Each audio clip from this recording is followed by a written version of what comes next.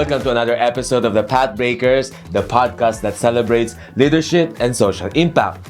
This program is brought to you by the Royal Embassy of the Kingdom of Belgium, the Asbury Membership Club, the Asia Pacific Film Institute, and of course, the Adobo Magazine. I am Rhadem, Musawah, and on today's episode, we have the privilege and honor to be speaking with a trailblazer in politics and equal rights movement here in the Philippines. The first openly transgender woman elected in the Philippines House of Representatives, she has been a steadfast advocate of equal rights, social welfare, and empowerment for the marginalized communities here in the country. Join us as we delve into her inspiring journey, her legislative achievements, and of course, her vision of a more inclusive society here in the Philippines. Please welcome Congresswoman Geraldine Roman. Thank you so much for being here for the Pathbreaker. Hello, Rhadem. It's nice to see you again. Rhadem is one of the more active human rights and LGBT rights advocates who always comes to Congress to lobby.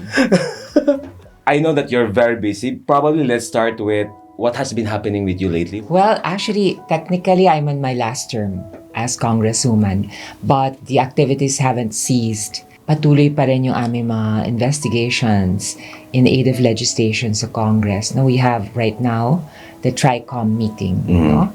So, we're trying to find the solutions in order to combat the spread of fake news.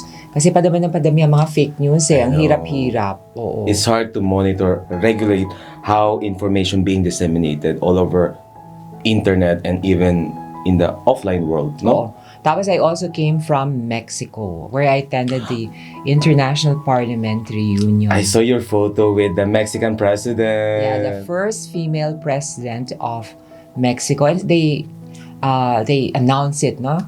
With much pride. And she's also Jewish. She's Jewish. Oo, si Claudia Sheinbaum Pardo. How was the experience? Well, we were around 800 delegates. But the funny thing is that from Europe, from Latin America, so lahat yan 800 women. You know what happens when 800 women get together? Ang ingay.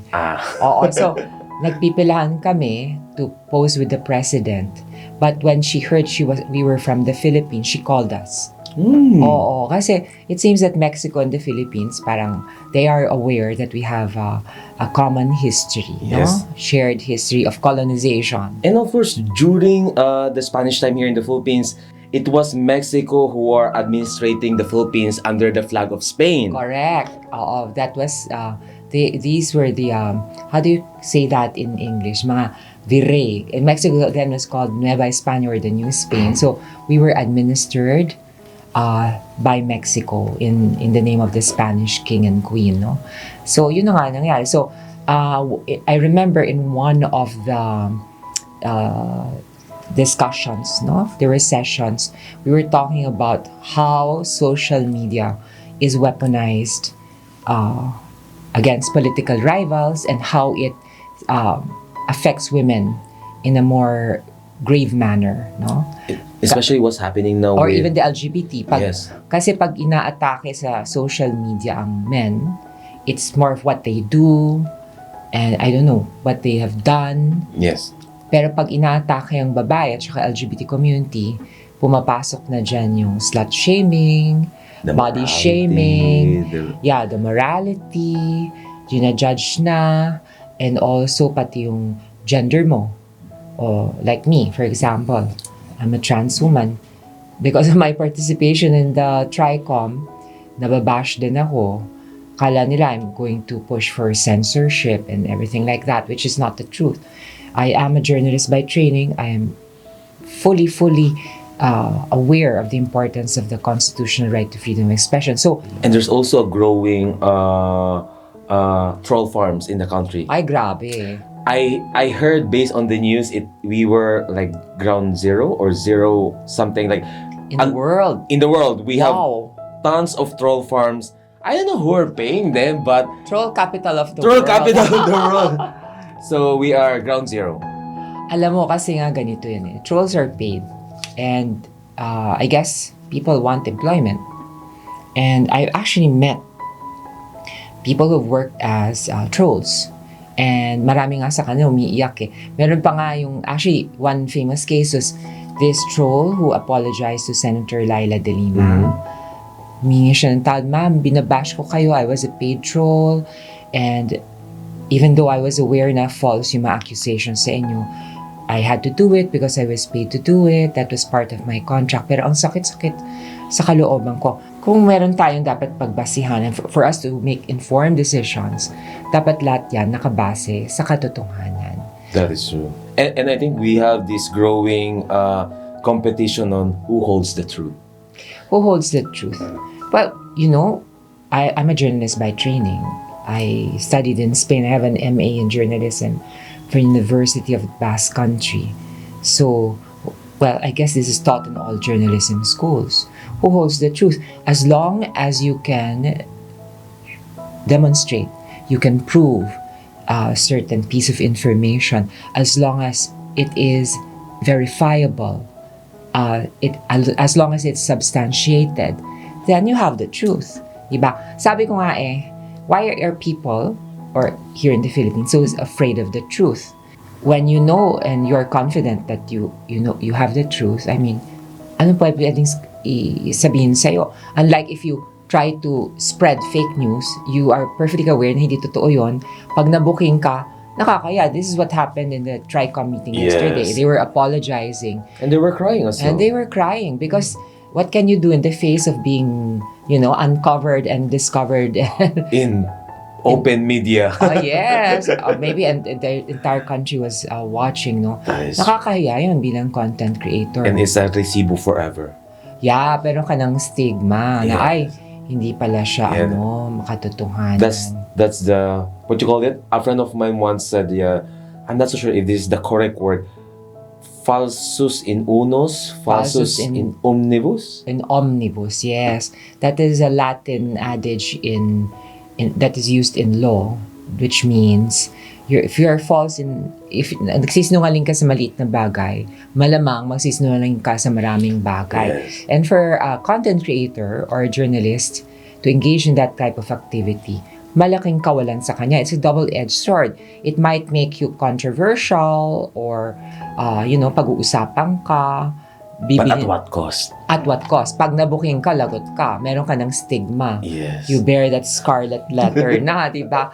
So, tell me, I've been curious. Kasi I was told by certain Bangsamoro MPs, women, no? That they're actually trying to promote gender equality sa Bangsamoro. And I asked them, is that possible? Kasi Islam teaches that it is a sin, etc., etc. So they say, well, we speak in general terms. Dapat walang discrimination. Dapat merong fair treatment. There should be recognition. But we cannot openly discuss or announce na we are in same-sex relationships. Is this true? I think that's also a bit of a red flag. Kasi I met also some MPs who did talk like that. The problem is that if we don't directly or stipulate or write na gender-based violence committed towards member of the LGBT, kasi mangyayari kasi nito kasi ito, one of the example that I experienced is that when we were reaching out to the Bureau of Human Rights of the Bangsamoro. Yes. And most of the time, cases that are being filed na ang involved victim or member of the LGBT, almost super bagal. Ganun? The case that we filed, walang result. But anyway, so there's already religious lens on certain offices. Yeah. So if hindi mo ilalagay mismo sa policy or sa law na LGBT or people of diverse soji, walang effect. Kahit sabi mo gender discrimination, it will still subject on the... Maybe that is what they were not telling me, na hindi naka-reflect dun sa law. Yeah. Yung the word na LGBT or soji diverse. Because that could Mahirap be... How can you protect a group of people if you do not recognize their existence? Yes. Pero you know what? If you go to Iran, I don't know what type of Islam they practice there. The state actually finances sex change operations. I heard of that news, yes. Oo, you know why? Kasi nga, they realize nga na, I don't know, it must have something to do with their culture. even yung pre-Islamic culture nila na nire-recognize that there are people or men, biological men, who actually have the essence of a woman and they are consistently behaving like women, no? So what do? You choose na, hindi, wag ka na yung alanganin pa. So maybe the ayatollahs in Iran just decided, mas mabuti kung mamili na lang, magpa-opera o de babae na yan, tapos ang problema. I think that's the same as well in Pakistan, given that they are very conservative Muslim country with a lot of issues as well domestically. Pero there are a lot of openly transgender journalists in Pakistan. Yes. So I'm surprised actually. Ano pala yung branch ng Islam? Is it Sunni or Shiite? The stricter one. I forgot But anyway, yung I think Sunni ang mas progressive. Mas progressive. Yes. Oo, yung Shiite ang medyo. But we also have Wahhabism, Wahhabis. That's super radical. That's the super. That's in like Saudi Arabia, Yes. right? Oo. Doon nga, even the practice of other religions is prohibited. But of course, I look at Bangsamoro and I see a golden opportunity to start anew, to start fresh. Nung nag-visit sa amin ng mga women parliamentarians ng Bangsamoro sa Congress, they visited my committee, the Committee on Women and Gender Equality. They were benchmarking and they were comparing the different pieces of legislation that we were working on and we have already approved. Diyos ko, una pa pala sa amin. More advanced din sa national government yung Bangsamoro government in terms of women's rights. Do you know, for example, that there is already a quota system for women in political parties in Bangsamoro? In place and approved already. Kami sa Congress, we're trying to have it approved. But women are only, let's say, 33% in the House of Representatives. So it's still a numbers game. And although we try to convince our colleagues, I don't know, men, when they are in a status quo that actually benefits them, it's a privileged situation, they will not want to change that. So, ganun din na nangyari sa Soji bill. I don't know. We gained track nung first term ko. We were able to prove it. Maybe the novelty of a trans woman joining Congress and everybody was open to the idea.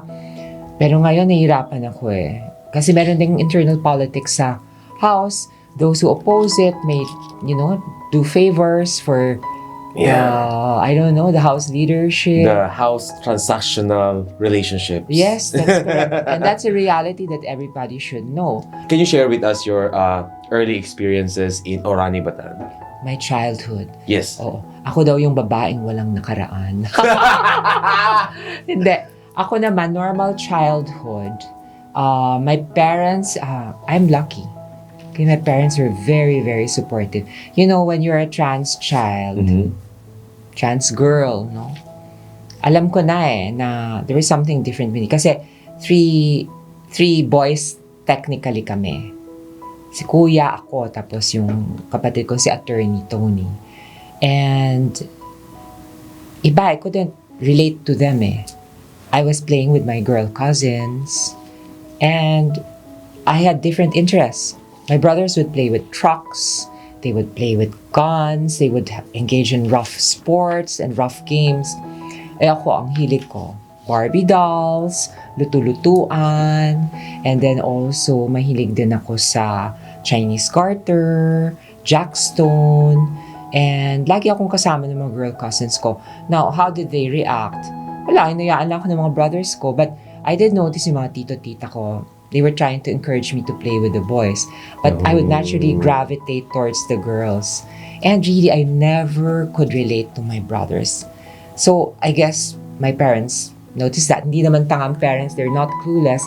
They know if their child is diverse, not so special, special, and different in Yes. terms of gender identity or sexual orientation. And lucky ako because it was never an issue. Pero I'm curious because you grew up in a very conservative household. Not really conservative. We're Catholics, but we're the more open-minded Catholics. Kasi parang Jesuitan training. Even my father, we are not bound by a set of rules. We don't view the world as black and white, just like Pope Francis. That's why I like this Pope.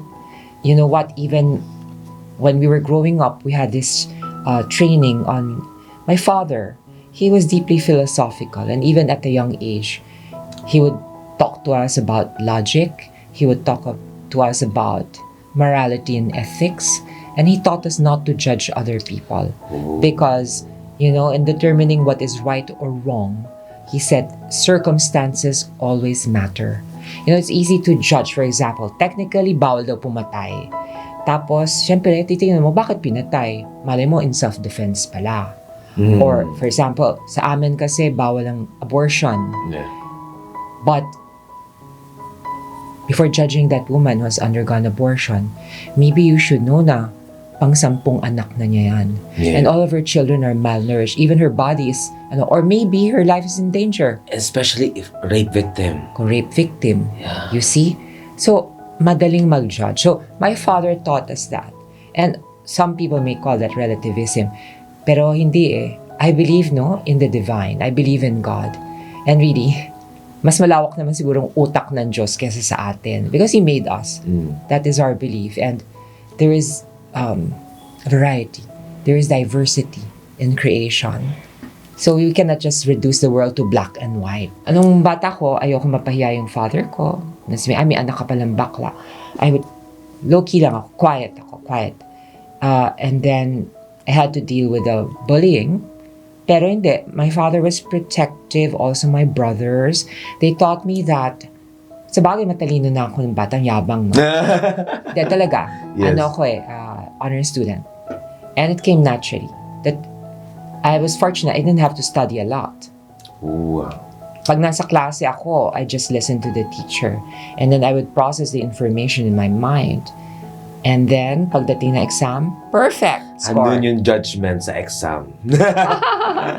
So, by doing that, I had to overcompensate. I gained the respect of my classmates. They would ask me for favors, and then they would stop teasing me or they would stop bullying me kasi nagpapatulong na sila sa pag-aaral. Nag-tutor ako sa kanila. I would Na-tokenize ka na. True. Ako naman, sige. Tapos, ang ganda pa ng handwriting ko. Tagagawa ako ng excuse letter pag ayaw nilang pumasok o ganyan. But it's also a good opportunity to show our friends or classmates or other people of that we are more than those things that you call me. That's diba? right. Kasi when they discover that you're a member of the LGBT community, they have this set of stereotypes. Yes. And then a set of expectations. O pag ano ka daw, pag LGBT ka da. Yun na nga, there are both positive and negative stereotypes. I'm curious lang, ano yung dream nung trans girl na yun in Orani? Ay nako, alam mo. Ano yung gusto niyang maging at that time? Di maging full-fledged woman, but I didn't know my options then. As a child, hindi ko alam pwede pala magpa-surgery. I was trying to survive kasi malungkot eh. As you grow up, even as you approach puberty, you're scared that you might develop into the opposite sex. Imagine mo, kung babae ka, and then little by little, your body is developing into being a man. May mga buhok na lumalabas kung saan-saan. Lumalaki ang muscles mo, even my voice. When I was young, ang tawag sa akin, boses K-I-K-I. Na nag-step in ng puberty, around 12, 13 years old. Nagka-crack na yung voice ko. That was traumatic. And there was a time, I didn't want to sing anymore. Kasi ang tingin ko sa boss ko, I'm ruined for the rest of my life. I cannot accept this. Tapos may mga hairs na tumutubo sa akin. Tapos yung anatomy ko nagbabago, nag-widen yung shoulders ko. Pati yung skin ko nagbe-break out. That's part of pubertal development, no? Being an adolescent. Pero professionally, ano yung dream job mo when you were younger? Wala, I didn't even dare dream eh. I thought I'd be dead. Because I didn't want to live long. Ganun kahirap yung feeling na I could not imagine a life na constant struggle, na ang puso ko, isip ko babae, tapos ang katawan ko lalaki. I couldn't imagine like spending the many years living and hiding and suppressing this to conform with societal expectations. And it's almost like you're always walking on a thin ice, no? Thin ice. You know, it's easy to deal with the public. You just keep quiet. You try to hide it. the more intense struggle, the more difficult struggle is the struggle to be true to yourself or not. Ang hirap nun. So when I went, I was in Ateneo High School, all-boys school. Buti na lang merong support yung mga Jesuit fathers, very open-minded. They kept reminding me, God loves you, God has a purpose for you in your life. Because there was this consistent questioning, why was I born this way? And I want to tell everyone, sa totoo lang, walang LGBT ang namiling maging LGBT. This is not a matter of choice. Because if there were a choice, sinong tanga ang mamimiling maging LGBT with all the discrimination in the world? But it's also good that you found refuge sa divine home, if that's how you call right. it. With the church, with prayers. With prayers. Yung challenges kasi ngayon is that a lot of people who are a little bit lost, they're having a hard time to reach out to sa mga padre, sa mga madre because of the fear of... Not more of the padres and the madres, but more of the evangelical pastors. Kasi, kumbaga, even in Islam, there is the Wahhabi, no? Yes. Which is the very, very strict interpretation of the Quran or extremists, I could say, no? Ganun din sa Christianity. But those who interpret the Bible literally, very Old Testament, no, very Mosaic. At the time of Moses, na stoned to death, mga ganyan-ganyan, mga bawal ng pagkain, so on and so forth. And they just simply refuse to recognize yung real-life phenomenon, like the existence of LGBT people. For them, it's black and white, no. So, mahirap. And they even have this thing as conversion therapy. Oh, yeah. Oh my gosh. We have forced marriage. Forced marriage in Islam? Yeah, meron. Tapos, they use it as a form of conversion therapy. Tapos, my God. Kawawa yung girl. Kung ano. I know. Ano, magtitingin na lang sila pag honeymoon night. Di ba? Pero I feel bad more for the lesbians. Oh, yeah. Kasi yung conversion like therapy, yeah. It's like rape. The family organize it. And that's the traumatic part. Kasi kung forced marriage for gay man, you can still a little bit adjust to it. Yeah, okay, and it's then women will not rape men like their husbands, no? Their gay husbands.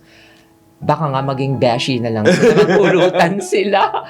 Pero I can't imagine, if you're a lesbian and you're forced to marry a straight man, the man is strong enough to impose himself on you, and you can get raped. Yes. So, and they think actually that by getting raped, a lesbian can be cured. Yeah. Ang sakit nun. So painful, but... Ang sakit, Still happens? There were some reports, but of course there was no evidence because the victims don't speak up because the family, a lot of issues. And you know that marital rape is already typified in our laws. So you can actually charge. If someone will complain, yan yung challenge dun, how we can empower those women to go out and complain. May efforts naman When I spoke to the MPs from Bangsamoro, they even recognize that marital rape exists. You just have to encourage the women, through information campaigns. Also, we have a national law that prohibits child marriage. So sa implementation we're talking, it's about the attitude of the person herself, in this case, the minor, the 13-year-old girl. If she feels that she has been raped or been violated or been forced, she can actually denounce and report it to the authorities. Will she? That's the question. That's the challenge also. Yeah. So I guess the long-term solution would be to educate and continue empowering younger women. Yes. Or no, girls. The younger the better, even at a very young age. Another way of empowering is also through a comprehensive sexuality education. Controversial topic, but very controversial. Pero magpipikit-pikitan and we'll pretend that our children are all virgins. I mean, let's get real. Hello. I mean, we live in an age talking about social media. They get their information about sex from social media. Where would you rather have them get their information? From social media or in a classroom where things are taught scientifically and it's a comprehensive approach in everything is contextualized. But I've read a research and data. There are in the Philippines alone lang 400 teenage pregnancy daw yung parang nanganak every day here in the Philippines. 400. And most of that 400, hindi yun sa ka-age nila, to adult men. Okay. So parang sabi namin, why don't we shift the narrative in make adult men accountable on not preying on younger girls? Well, actually, technically speaking, there is what you call statutory rape. Nevertheless, we are more on prevention. Kasi pag ikaw, yung about this thing about statutory rape, buntis na yung bata, diba? So, how do you prevent? We're more on prevention. Prevention na lang. Kasi pag once nabuntis na, first, the entire family and the girl will be embarrassed kasi meron pang stigma to be called na rape ka. Mm-mm. And the consequence na andyan na rin yung bata. So parang some family will just force you to carry on with the pregnancy. Yeah. And later It on, actually changes your life. Kasi instead of being able to have Or go- many choices, I don't even study abroad, kondisyon na ang buhay mo doon sa bata. And that's Yes. normal. But you know, I would say, okay, your options are limited. And I would also say that the lack of options is another form of poverty. So when you empower young men and women through comprehensive sexuality education, it's actually telling them na, hey, these are your choices. You have to be responsible when making these choices so that you can have a better future, you can have more options. Ngayon, itong mga conservatives kasi sinasabi nila, oh my God, you're teaching our children to be promiscuous. Oh my God, how sure are you that your children are not already active, no, Yes. sexually? You don't control them 24/7. You know what? I believe in redemption. I believe in second chances. That's why I don't like to judge people outright, ano? And I try to understand where they're coming from. I'm a very empathetic person. Lagi kong inuunawa yung hugot ng mga tao.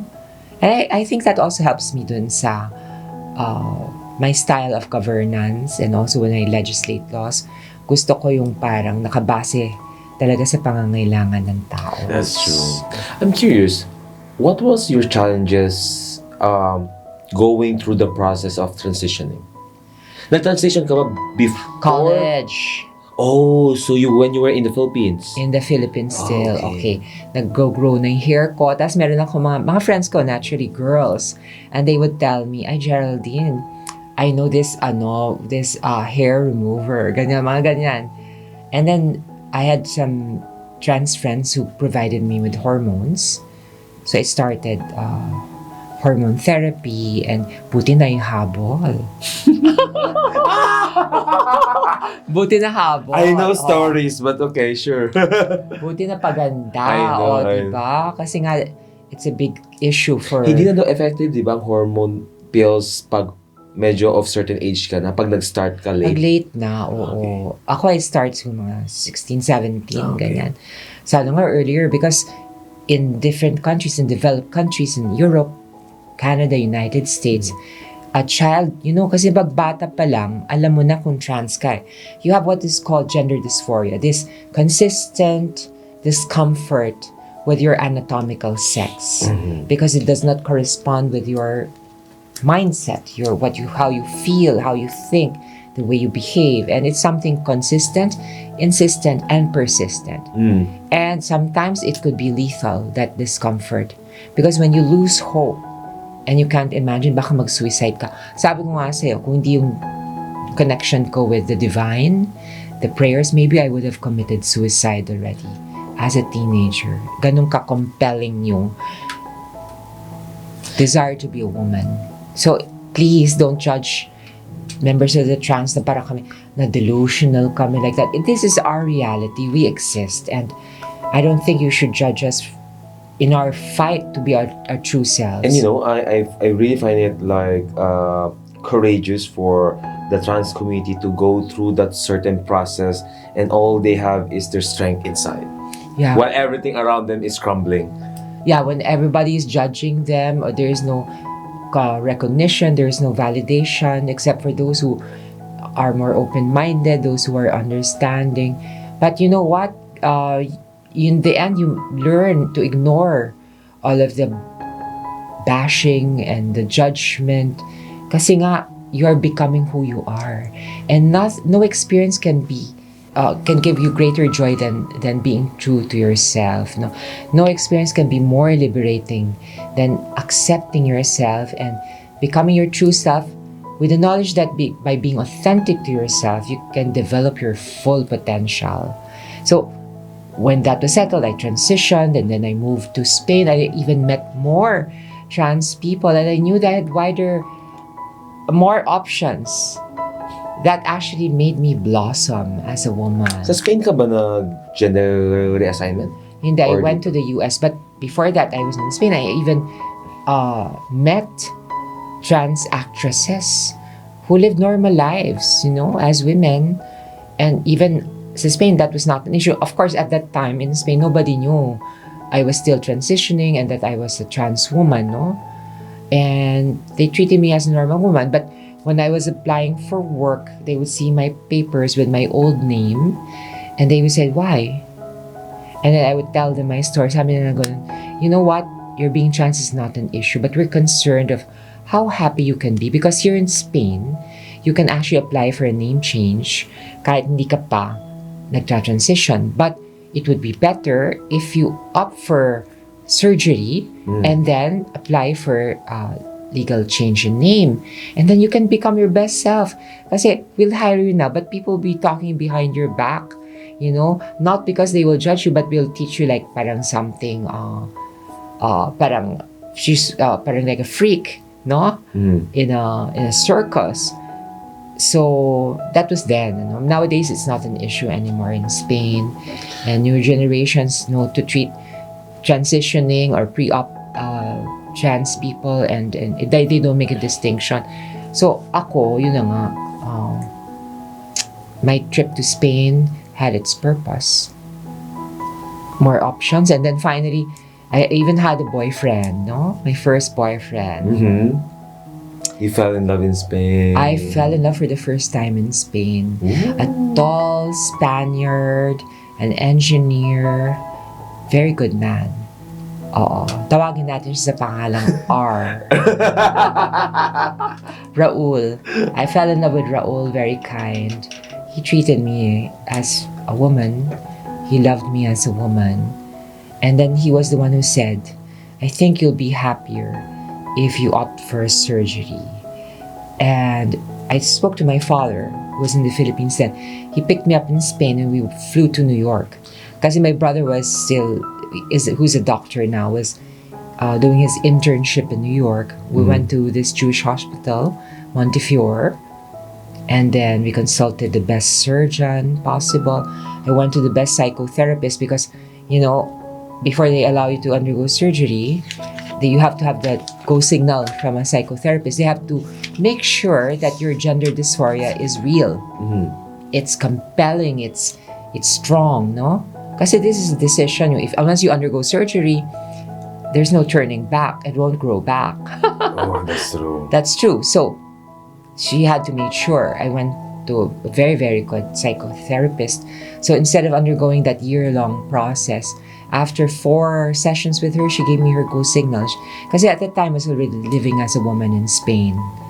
So that's part also of the requirements. You should have lived as a woman already. And I was living for several years as a woman in Spain already. I had a boyfriend, etc., etc. So my father was there. We decided to undergo. Well, I decided, and I underwent surgery, and my family was supportive, and that was one of the best decisions in my life. I remember yung pagising ko after the surgery. There's this feeling of relief. It's over. Ayan na, my body. Finally, this is it. This is it. In 2012, my father fell ill. He was a heavy smoker, so he developed emphysema, 4th stage. He would visit me every year in Spain. I could see he was deteriorating. Kaya nga, ako I'm an anti-tobacco activist also eh. Kasi I believe na, magkakabisyo ka rin lang, gawin mo yung something healthy. Mabisyo ka sa exercise or eating good food. Take care of ourselves. Hirap kaya magkasakit. So, my father was sick. I wanted to take care of him. I I went back to the Philippines. My mom was congresswoman. At that time, I would sideline by helping her at the district office. And actually, people noticed me and they said, Mom, your mom is already in her last term. Why don't you run and continue in their footsteps? Because my father was congressman. Then it was my mom, and she was on her last term. And I was already toying with the idea. And then my father, at that time, he was dying, but I was in denial, no? We would engage in these very intimate conversations. Ganun pala, no, pag namamatay yung tao, parang you want to catch up for lost time. And he was telling me beautiful things like, alam mo anak, nung bata ka, at first, para akong nahihiya. I was afraid for you. Na I didn't want you to be subjected to discrimination. But now I'm so proud of you. To hear those words. Wow, sabi ko, wow. And sabi niya ganun, but I have a question. What is the meaning of your life? Sabi ko, why? I have work, a job. I was able to buy a house. I was able to buy a car. I have a loving partner. We travel, we shop. No, kasi you don't have children eh. Children give you meaning and purpose in life. So what is your purpose in life? Sabi ko, ito. You won't be happy. Sabi niya ganun. You have to have a greater purpose in life. Remember this. Unless you positively impact the lives of other people, either by helping them or, your life has no true meaning. Kasi my life is revolving around the me, the myself, and the I, no? Sabi, hindi ganun. Unless you help other people, your life is empty. Ito yung proverbial man for others taught at the Ateneo. Oh yes, the Jesuit slogan, no? Motto, that we live for one another. And it's true. Sabi ko, ay my God, diba? Ang daming gustong tumakbo akong congresswoman. And then, finally, I decided. And I thought it would be an easy decision kasi nga, my life in Bataan is not a secret. Everybody knows that na trans ako and I transitioned, etc., etc. So sabi ko, walang issue yan. So I ran. Ako, my God, very supportive ng mom ko. Actually, before I ran, namatay na yung father ko. But before that, he actually said, you're going to win. You're going to do well. How I wish I could be there with you. Kaya nga lang mahina na katawan ko. And sana nag-lawyer na nga lang ako. But anyway. But you're destined to something higher. Well, you know what? I do my research, and really, to be an effective legislator, you don't necessarily have to be a lawyer. As long as you're creative, empathetic, for me is more important than that's the most important being legalistic about it. Anyway, you can always hire a research team, and then it is designing a law that will actually address a real-life problem in the most efficient way. That, for me, is good lawmaking. And I heard you did something daw in House of Representative wherein you kind of push or advocated, ano ba yun? Yung parang 40% for women sa partido ba yun? Yes, that's one of the laws that we're pushing for. Kaya nga lang, as I said, marami pa rin ng men who don't want that. And even right now, I'm fighting for the amendments to the family codes. Did you know that, for example, in the family code, there are 11 articles that always give the husbands the priority? You're famous in the Philippines for being an equality champ. And I feel like, because I also read and did my research, that you are more than just an equality champ. You have done so much for example, you advocated for women. And I think one interesting part is that was it a bill or a program for the fisher folks and farmers? Farmers, yes. Actually, marami ako. I have more laws for farmers, rationalizing disability pension, also increasing the pension for World War II and Korean War veterans. I also have many laws for farmers, no? Particularly agrarian farm beneficiaries. Gusto ko yung support system para sa kanila, para the entire agrarian farm process doesn't stop at land distribution but is more geared towards food security, to make them agripreneurs and to make farming a lucrative business. And I provide the support services under that law. Kaya nga nabablock sa Senate. Alam niyo na kung sino. I won't mention names. So, ito pa. I also have laws for education, free internet access, or even practical things like yung pagsinop ng mga kawad ng mga nasa poste doon sa daan, di ba? Marami sa kanila mga spaghetti wires na eh. Ang gulo-gulo. It's a safety hazard, no? And so yun. So, but I'm known more for yung fight ko for the LGBT community and maybe women's rights. Pero how does it feels na you have done so much for example, for agrarian reform, which are really important because we're a nations of islands with a lot of agricultural potential. Hindi pa natin masyadong natatap all of it. Although you are being boxed into the LGBT. Is this yung sabi ng opposition mo sa Bataan na magiging one-issue legislator ka lang? Well, I have the truth on my side. I am not a one-issue legislator, although that may be the impression of many. But sabi ko nga, I don't live for validation from others. I live for my truth, and that knowledge that I have worked for, including cancer patients. I principally authored the National Integrated Cancer Control Act, which will give cancer patients more access to affordable health care and more research, more programs for prevention, also for treatment, and also I have a bill that will decentralize, Manila in terms of healthcare. I want regional specialty hospitals throughout the country. Yes. Hindi naman pwedeng lahat sa malalaking syudad tulad ng Maynila or Cebu or Davao or Baguio. Dapat yan lahat ng And regions. si Kipa na sa PGH. Kaya nga. It's like everyone goes there. Also, I was part of the team of the Universal Healthcare. So I have many laws for all sectors of society. And this is part of what I believe is real equality. When I talk about equality, it's not kailangan lahat pantay, mahirap. Actually, when I say equality, it's more of equity. Diba? Equity, leveling the playing field and try to give more opportunities to those who have less in life para more or less they have the minimum standard of living. And this will include farmers, Yes. PWDs, senior citizens, students, I don't know, lahat ng marginalized groups, IPs. Equality for all. Equality for all. So it's not just for the LGBTQI plus community, but every Filipino people. Yes, maginhawang buhay para sa lahat. Diba? But okay. Speaking of LGBT, ito na. As the leading voice for the LGBT community, what progress have you seen in the Philippines regarding LGBTQI plus rights, and what challenges remain given what happened from the previous Congress? Okay, ganito yan. When it comes to national legislation, medyo nahihirapan ako.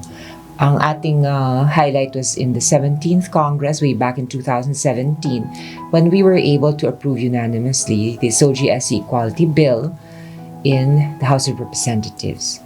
But somebody in the Senate hijacked the entire legislative process by shelving the SOGI-SC Equality Bill, which was approved at the committee level in the Senate, no? And instead of just openly discussing it on the floor, they just shelved it in the Rules Committee.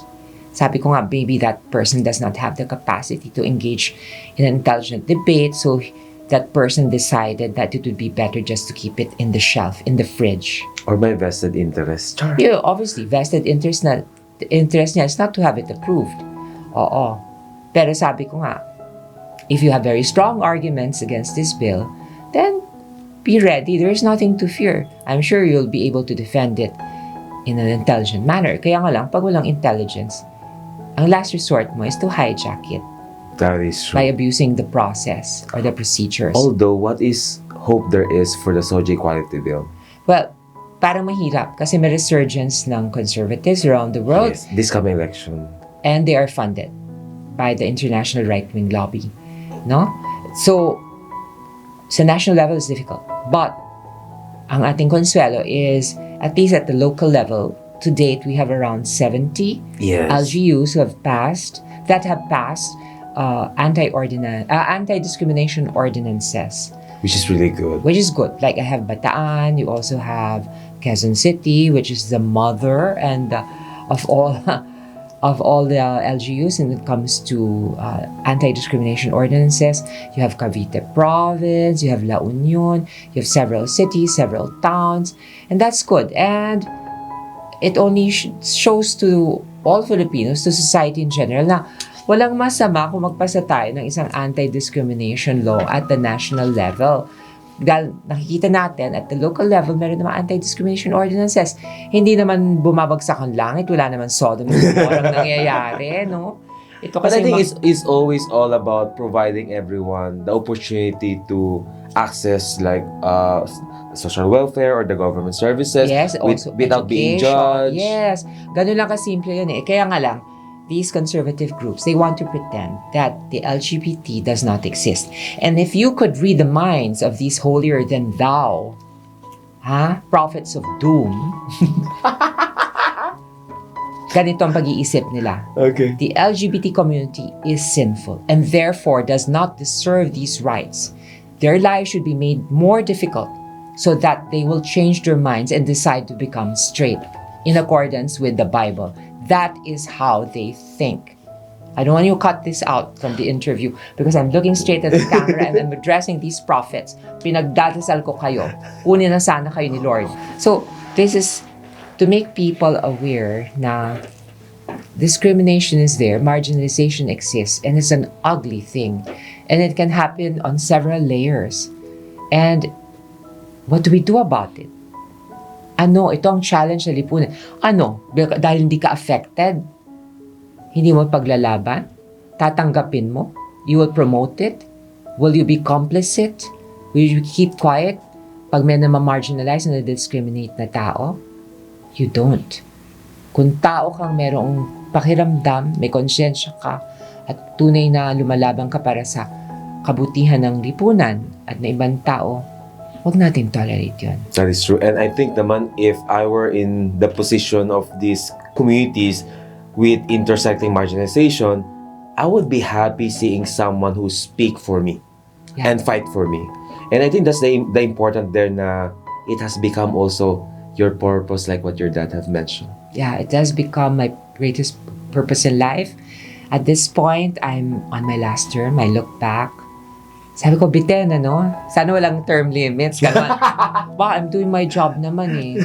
Tapos yung ibang country, wala dyan. But, we have the Constitution. You just have to respect it. And I look back, merong halong sadness kasi patapos na ako.